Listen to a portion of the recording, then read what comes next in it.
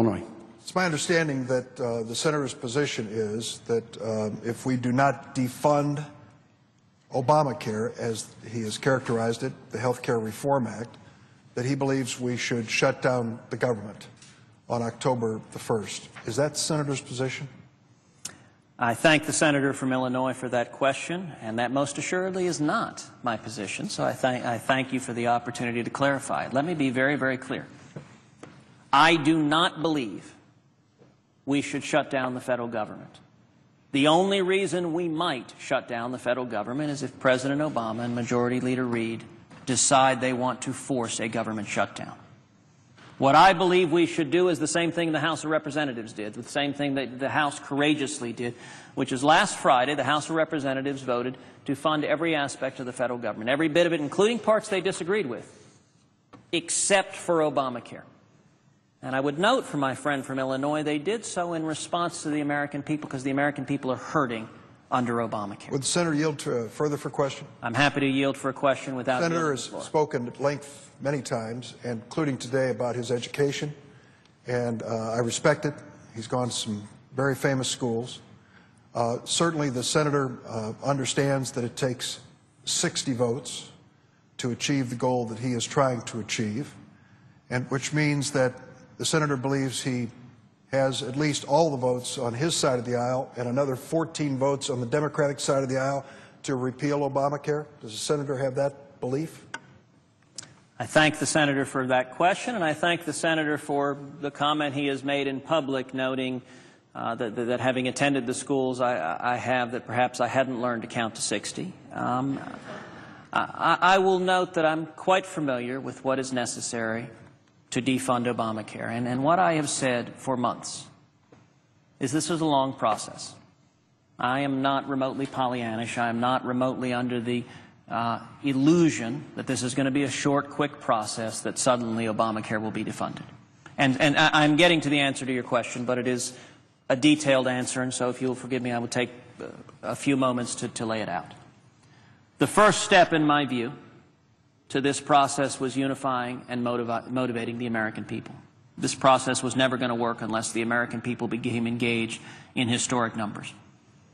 And so I spent much of the month of August and September during our recess traveling the state of Texas, traveling the country, doing everything I could to go directly to the American people, to go around, the lobbyists go around, the entrenched interests in Washington go straight to the American people. And I'll tell you, the response was incredible. Everywhere you'd go, you see 1,000, 2,000 people show up. We've seen over 1.6 million Americans sign a national petition to defund Obamacare. That was the first step. Now, that wasn't going to be enough, but it was the critical first step. The second step was what happened last week. It was the House of Representatives voting to defund Obamacare. Now, I would note, as the Senator from Illinois is well aware, that as recently as a couple of weeks ago, every learned observer, every pundit, everyone in Washington said it's impossible that the House is going to pass a continuing resolution that defunds Obamacare. It's not going to happen. And yet on Friday it did. And why did it happen? Because the House of Representatives listened to the American people, because the Speaker of the House and House conservatives stood up and did the right thing and made a courageous vote. And I would note 2 Democrats joined the House Republicans in doing so. No further for question. Well, I'd like to finish answering your last question, and then I'm happy to yield for another, but let me finish answering your question. The third step is where we are now. It is the United States Senate. Now, in the United States Senate, we're going to have to do 2 things. The first thing we're going to have to do in order to successfully defund Obamacare is to unify Republicans, to bring together all 46 Republicans opposing cloture, opposing Harry Reid's being able to fund Obamacare on a straight 51-vote partisan vote. I believe every Republican should be unified in that. Right now, we're not. Right now, there are divisions in the Republican caucus. I am hopeful those divisions that Republicans will listen to our constituents. I can't convince my colleagues. The only people that can convince my colleagues on this side of the aisle or that side of the aisle are the people all of us work for, are the American people.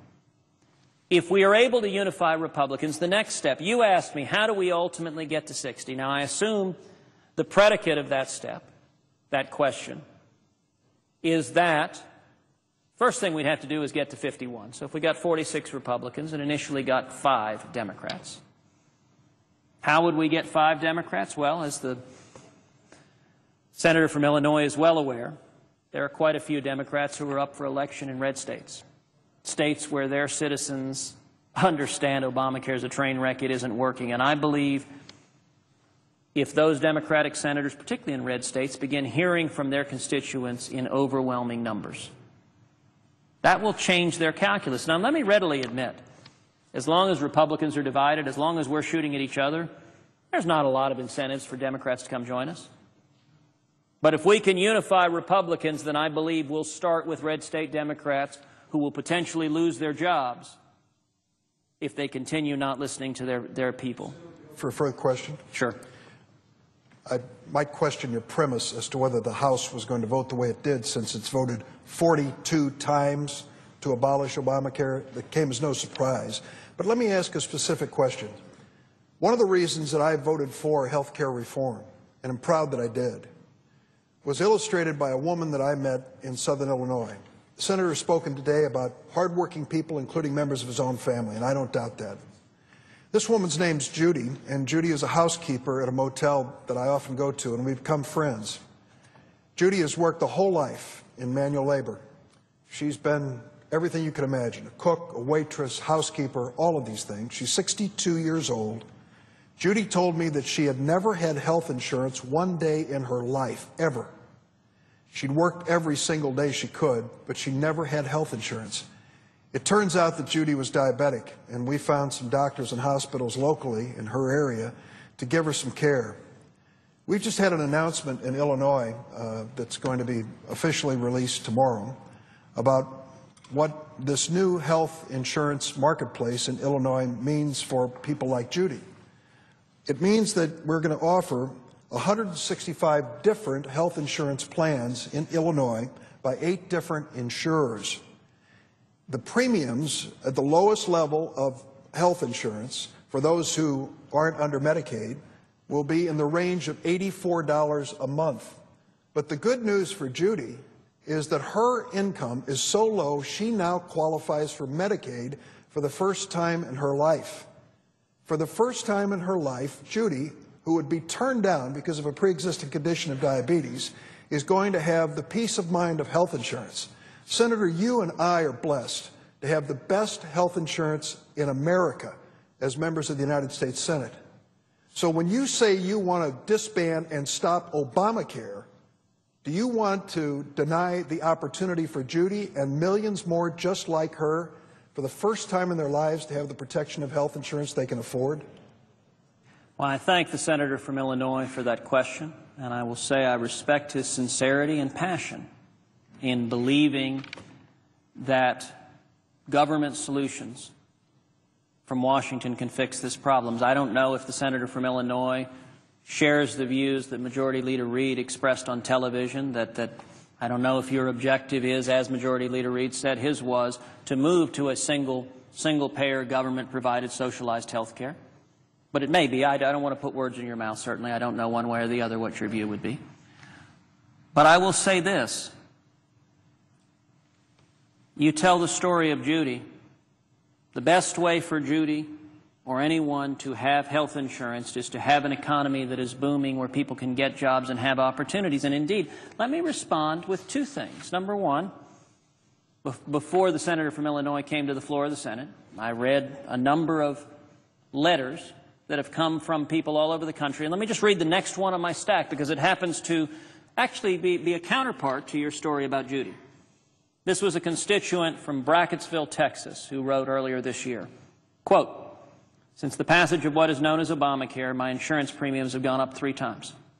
That doesn't count the increases in my Medicare Part A and B that have also risen. I was informed that prior to passage that certain retirees from one group would see their company support terminated after 2013, and my support will terminate after 2018. In the meantime, I've lost 2 family doctors who have left the practice and must settle for nurse practitioners and physician assistants. I am fortunate to have good coverage for which I pay dearly that is accepted everywhere. But I fear the day I can no longer afford it. I am paying for Obama's train wreck ever since the bill was passed. Surely there must be a way to defund or repeal the bill. Please help. I would note for the senator from Illinois, these pleas for help are coming from all across the country. I'm happy to yield for a question without yielding. I think your answer to Judy is you need a better job.